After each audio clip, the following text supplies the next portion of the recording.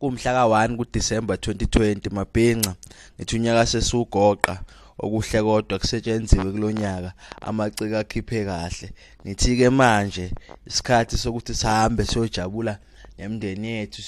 siyo enjoy siyogida ingoma siyokwenza leyo mcimbi abantu abaqonywe. Mina nami nje ngiyashaya kulo December ngizoyihlanganisa insizwa kulo December nje ngithatha intombi impela hayi kodwa ke ayingami le ndaba wonke umuntu ke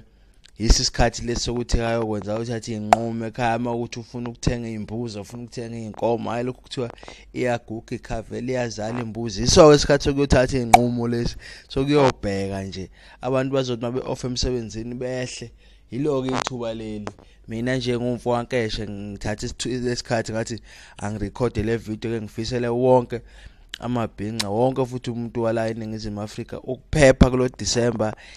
emgwaqeni abantu behambe kahle bephinde futhi abantu bedlala ingoma emnandi bephinde bayogida abaye emcimbini abaye emasontweni noma ke ngibuye ngingathanda ukungena kakhulu ku religion kodwa abaye emasontweni behambe kahle abaya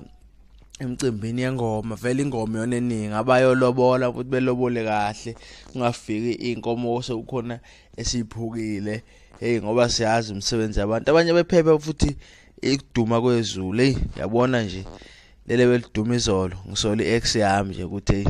sengaze kulimale wonke umuntu nje ngenxa ukuthi igadla mina hayi kodwa ngikho ke lapho bafowethu ngicela ni subscribe nje nibe nokhisimuzi omuhle emlaba media iyanithanda kakhulu iqhubeke njalo nje ngokusupporta ayikazi lothe Zulu. Kumhla ka-1 kuDisemba 2020 Mabhinca.